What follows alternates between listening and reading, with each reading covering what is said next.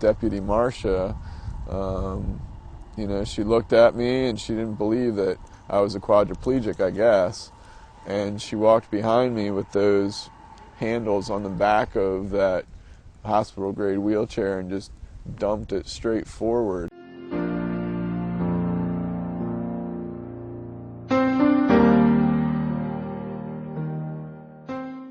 Police say Officer Ian Burke noticed Williams walking with a knife and warned him several times to put it down before he opened fire. Investigators say that Burke felt threatened, but those at the memorial think what happened gives the police department a bad name. He was murdered for no reason. This man was disabled. He was deaf in one ear, and he never harmed a soul.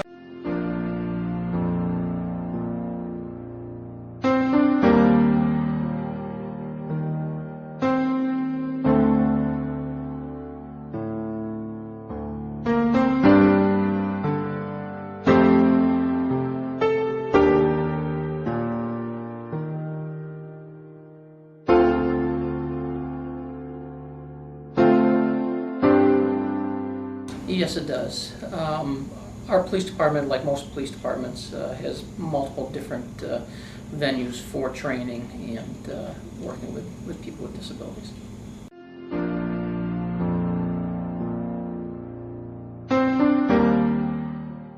Part of the training that we receive is for the ADA, Americans with Disabilities Act. We receive training on dealing with people that have autism. We receive a lot of training on people that are in crisis, have mental health issues, are suicidal, homicidal, things like that.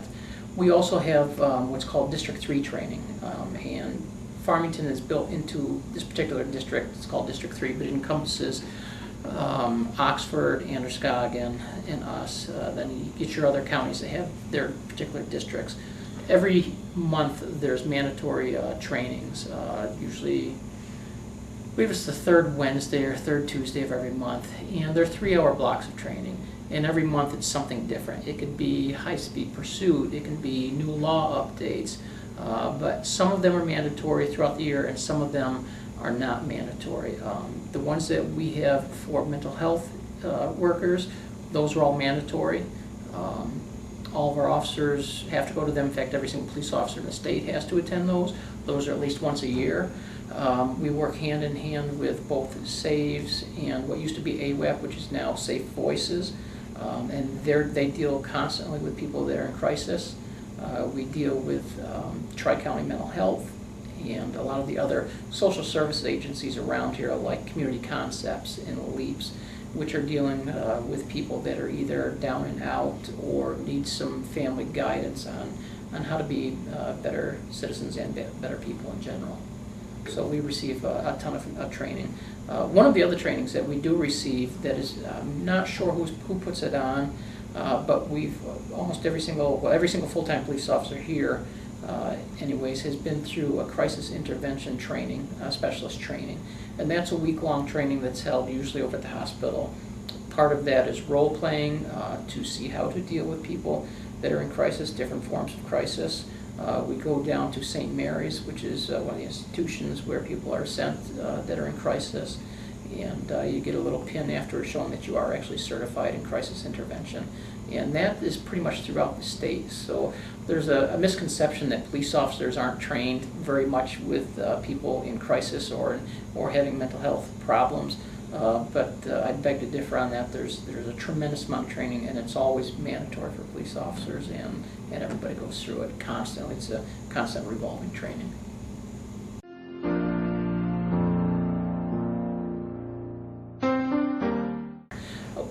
Well, I think it speaks for itself. I mean, a lot of the people that we deal with in society that we're dealing with on a negative way, in other words, they're a suspect or they're a perpetrator, something along that lines, whether it's for a sexual assault crime or a homicide or an assault or something like that, a lot of them have some type of issue, an underlying issue, whether it's a drug addiction, whether it's an alcohol addiction, whether they were abused when they were a child, any number of things. And so the more training you get on those specific issues, the better able you are to either handle it, to relate, to know what to expect from that type of person. You know, I'll give you an example, like autism. We have our yearly training on that. It's mandatory. And we have somebody come in and teach that. They have an autistic child, and they tell us some of the things to expect and some of the things to look for. Yeah, like kids with autism have a propensity towards water. So if we have a case where a parent calls up or a caregiver calls up and says, hey, my autistic child has disappeared, I don't know where he is. If they live near, like the Sandy River or Temple Stream or Clearwater, officers know that they have a propensity to go towards water, so we'll try and direct our efforts towards the water.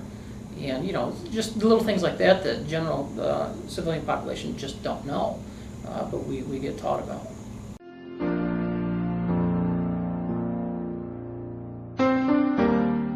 There's a misconception that people with special needs are special problems, and they're not. There's tons of people that are out in the community that have that are in mental health crisis, or are drug abusers or alcohol abusers, and they don't go out necessarily and commit crimes. They don't become a police matter.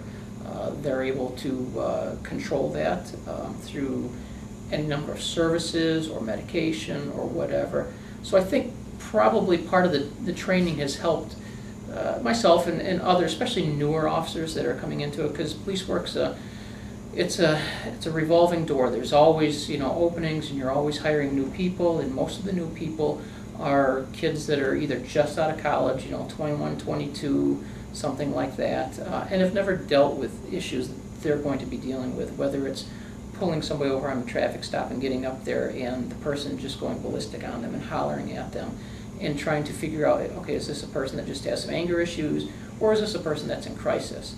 And so the training definitely helps out with that. It gives you a better understanding of people in general and how to deal with people. It definitely helps, yes.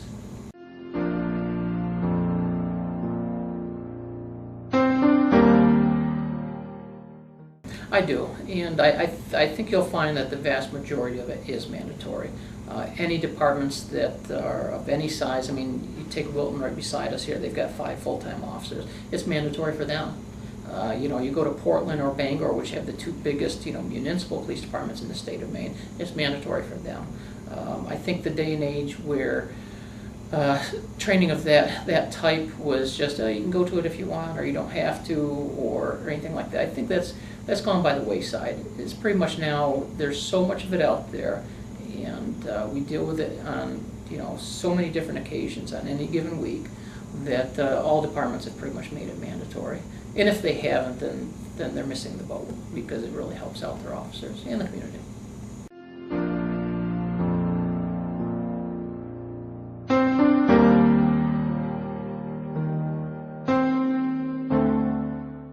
I myself in my career have arrested 2 different people for OUI.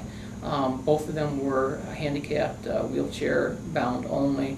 They did have the mechanical arms and stuff for driving. Both complaints I got were for erratic operation. Now a normal officer may pull up behind that vehicle and see, oh, it's got a handicap plate, and so write it off as, they're just handicapped, so that's why they're poor operation. I myself did stop both these vehicles, and they were very drunk, extremely drunk, and both of them were wheelchair bound. They could not walk. They had very limited mobile use of their hands or legs at all. And both of these people were arrested for OUI, and both of them also had the vans that have the lift assist, and so they were able to open up the side door, have the wheelchair spring around and get out. And basically what I did is help them get into their particular mobile device, wheel them back to the police cruiser, and I was able to put the wheelchair beside the cruiser. They're able to lift themselves up and get themselves in the cruiser. I just fold the wheelchair up, put it in the trunk of the car, and take them up to the jail and take them in. Treat them just like a normal citizen. Most everybody wants to be treated as a normal citizen. OUI is a serious offense, and so we did it that way, or I did it that way. I know with different disabilities, you have to deal with in different ways.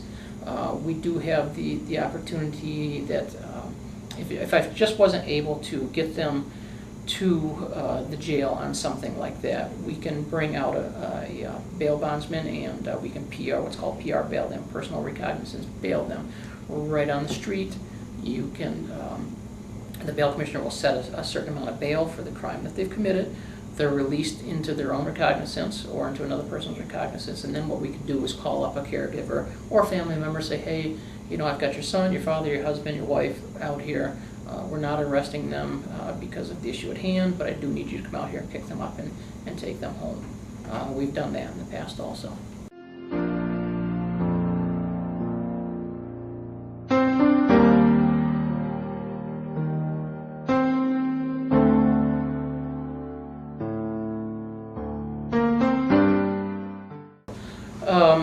Drugs and alcohol are a beast unto themselves, and if there's tests out there, I'll give you an example. The HGN test, which is horizontal gaze nystagmus, that measures your eye twitching back and forth.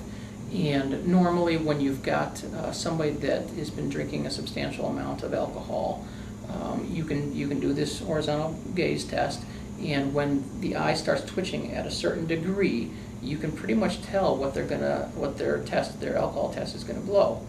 Now, if somebody's been smoking marijuana, there's another test with that same thing that will determine if they are under the influence of marijuana. What we find a lot these days are a lot of our OUIs are OUI drugs, and they're not necessarily marijuana, but they're prescription medication. And people say, listen, I've got a prescription for my OxyContin or my methadone or whatever, and it doesn't say I can't drive. And so they'll go on driving, and we'll get an erratic operation or an accident or something like this. And these people you can tell they're probably not drunk. The HGN, the horizontal gaze, won't probably work with them. Your standard field sobriety test, which your heel-to-toe walk, your finger-to-nose, your finger dexterity, any number of those will work. But you're going to get them up to the sheriff's department's jail where the intoxilizer machine is, which is what you blow in for the breath test, and it's going to come up buckshot, double zeros, showing there's no alcohol in them. So then what we do is the state, a lot of departments around have DREs, which are drug recognition experts. They've been to advanced training. They will come up and test them for the drugs, and the drug sample will be sent out. And if it shows that they're on any type of narcotic, and you can justify in your report, why it was a danger, why they were operating illegally, then they get convicted of an OUI drugs. There's also certain tests that if somebody's handicapped, like if they're a paraplegic, but they do have the use of their arms, you can do, once again, you can do the HGN, you can do the finger dexterity, you can do the alphabet test. There's quite a few different tests that you can determine. We ask everybody that when we prepare to do field sobriety tests, do you have any injuries? Do you have any back injuries, leg injuries? Are you on any type of medication? Do you have diabetes? Because they could be going into diabetic shock, and if they're going into diabetic shock, then their test will be strewed bad towards them. We'll ask them if they have natural nystagmus. If they have natural nystagmus, then your HGN isn't necessarily going to work with them. So there's multiple different ways. We receive yearly training on all the different standard field sobriety tests and how to deal with different issues that you may have with that.